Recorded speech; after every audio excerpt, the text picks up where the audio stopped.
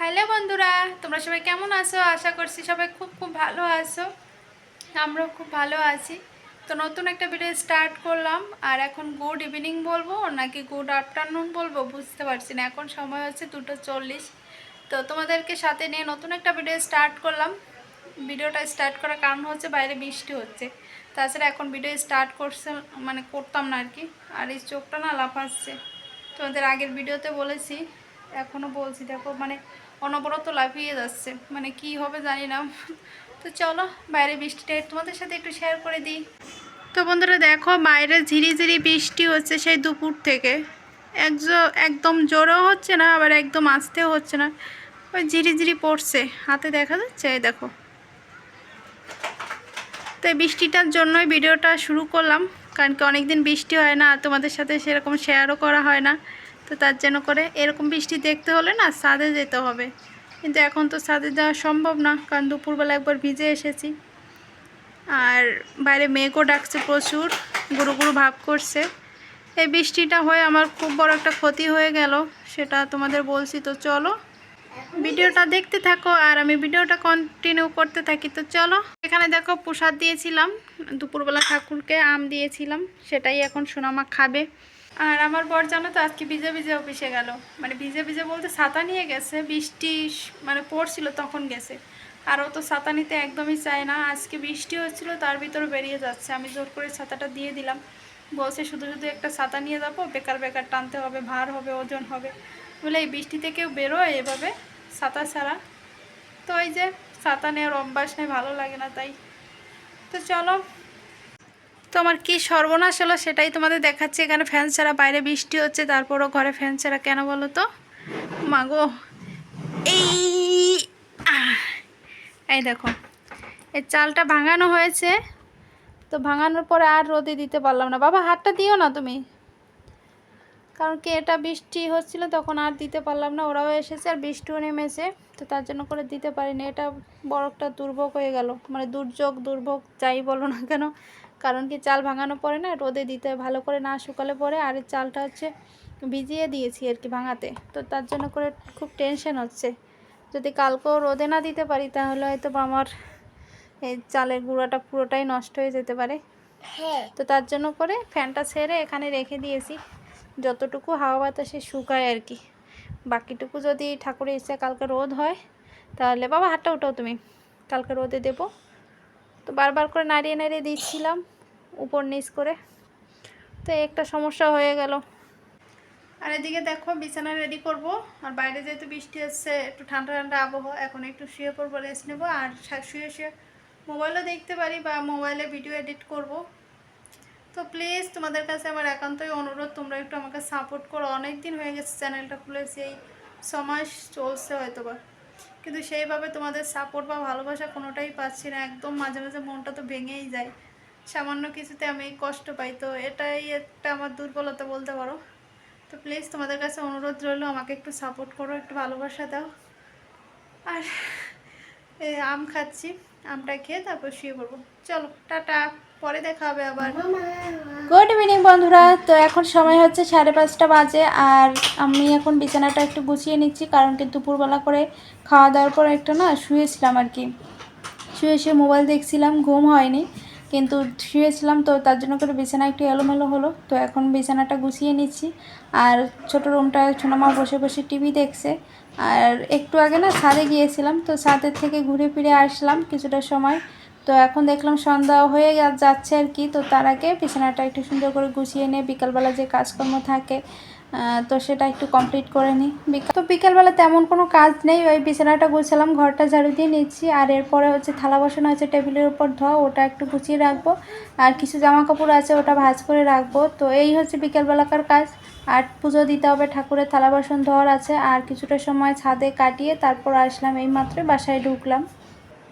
তো বন্ধুরা দেখো, গাছটায় একদম ফুল ভর্তি, অনেকগুলো ফুল ফুটেছে, অনেক অনেক, ধারণার বাইরে কতগুলো ফুল ফুটেছে। তো সন্ধ্যার আগে ফুলগুলো তুলে নিই, হালকা হালকা একটু সন্ধ্যা হয়ে গেছে, তো তার জন্য করে ফ্ল্যাশ লাইটটা জ্বালাতে হলো। যাক, সকালবেলা ছাদের থেকে ফুল এনে পূজা দিই, আর এই সন্ধ্যাবেলায় নিজের গাছ থেকে। আর সন্ধ্যাবেলায় নিজের গাছের থেকে ফুল তুলে পুজো দেওয়ার আনন্দটাই অন্যরকম। মানে ঠাকুরকে নিজের হাতে লাগানো গাছ গাছ থেকে ফুল তুলে পুজো দেবো, এর থেকে শান্তি আর হয় না। দেখো কতগুলো, অনেকগুলো, পুরো আসনে ভরি, মানে পুরো আসন একদম ভর্তি হয়ে যাবে। লাল ঝুড়ি তো, গোলাপি ফুল মানে ঠিকঠাক বোঝা যাচ্ছে না। আরও আছে গাছে, দেখবে এইখানটায় দেখো। সন্ধ্যা কিন্তু হয়ে গেছে, দেখতে পাচ্ছ বাইরে ফ্ল্যাশ লাইট চালিয়েছে বলে আরও মানে অন্ধকার লাগছে। মাগো এত দূরে দূরে হয়েছে না, মানে তুলতে পারছি না। এই তো শেষ, মোবাইলেও চার্জ নেই, তো ফ্ল্যাশটা অফ করে আর কি তোমাদের বাইরে। এই দেখো সন্ধ্যা হয়ে গেছে, সবার রুমে রুমে আলো জ্বলছে টিপ টিপ টিপ টিপ করে। তো চলো, আরও ঘরে কাজ আছে, সেগুলো করে নিই। আর দুপুরবেলা খাওয়া দাওয়ার পরে থালা বাসনগুলো ধুয়ে টেবিলের উপর রেখে দিয়েছিলাম, আর ইসের উপর তোলা হয়নি আর কি, একটার উপর। তো এখন তুলে নেব, আর তুলে নিয়ে তারপর হাত মুখ ধুয়ে ফ্রেশ হয়ে তারপর সন্ধ্যাটা দিতে যাব। অনেকটা মানে সময় চলে গেছে, সন্ধ্যাটাও হয়ে গেছে। চলো ভিডিওটা তোমরা দেখতে থাকো, আশা করছি তোমাদের অনেক অনেক ভালো লাগবে। আর তোমাদের সাপোর্ট চাই, ভালোবাসা চাই। আর প্লিজ তোমরা লাইক কমেন্ট করতে একদম ভুলবে না। তোমাদের এক একটা লাইক আমার সামনের দিকে আগানোর জন্য অনেকটা খানি পথ এগিয়ে দেবে। তো এখানে দেখো সমস্ত কিছু গুছিয়ে নিলাম, আরও আছে এখানটায়। মানে সংসারে বাটি ঘটির মানে থালা বাসনের তো শেষ নেই। তো আমার তাও অনেকটাই কম তুলনামূলক, চলে যায় টোনাটুনির সংসারে, আর অত কিছু লাগে না বিশেষ করে। এইখানটা একটা গ্লাস, এইখানে বাকি দুটো গ্লাস আমার মেয়ে যেন কোথায় নিয়ে রেখেছে। দেখো এই তো গুছিয়ে নিয়েছি। টেবিলটার উপর হালকা একটু জল রয়েছে, এটা একটু মুছে নেব, তা নাহলে আবার এটার উপর আবার রাত্রেবেলা থালা বাসন ধুয়ে রাখতে হবে। আর ভিজা ভিজা থাকলে না কেমন যেন একটা লাগে, তো তার জন্য করে মুছে নিলাম, একদম শুকিয়ে যাবে বাতাসে। এই দেখো ছোট্ট একটা টেবিল। তো বন্ধুরা দেখো আমার সন্ধ্যাটা দেওয়া হয়ে গেছে, আর আসনটা দেখো একদম ফুলে পরিপূর্ণ হয়ে গেছে। আসনটা এত সুন্দর লাগছে, একদম গোলাপি গোলাপি ফুলে ভরে গেছে আসন। ঠাকুরকে চিনি জল দিয়ে পুজোটা দিয়ে নিলাম। আর প্রদীপটা না দেখো আমার বর একটু মানে সিস্টেম করে নিচু করে দিয়েছে, এখন কতটা সুন্দর হয়েছে তাই না বলো। আগে এরকম দেখতে খারাপ লাগতো, এদিকে উঁচু হয়ে থাকতো, তো সেটা এখন আর লাগছে না, এখন বেশ ভালোই লাগছে। তো চলো পরে দেখা হবে আবার তোমাদের সাথে। তো এখানে মুড়ি এনেছিল, মুড়িটা কৌটায় ঢুকানো হয়নি, এখন ঢুকাবো। আর এখানে আম এনেছিল গতকালকে, এইটা হচ্ছে পাকা আম। আমের সিজনে প্রায় শেষ, আর আমের দামও বেড়ে গেছে। আম্রপলি আম নাকি 220 টাকা করে কেজি, ভাবা যায় 220 টাকা 1 কেজি আম। তো এটা তো পাকা আম, একদমই পাকা। একটা ঠাকুর করে রাখা হয়েছে, আর 3টা খাওয়া হয়েছে, আর একটা আছে। আর এই আম হচ্ছে আগের দিনের আম, শুক্রবার বাজারে গিয়েছিলাম আমরা, তো তখন নিয়ে এসেছিলো 2 কেজি আম, 4টা আমে 2 কেজি হয়েছে।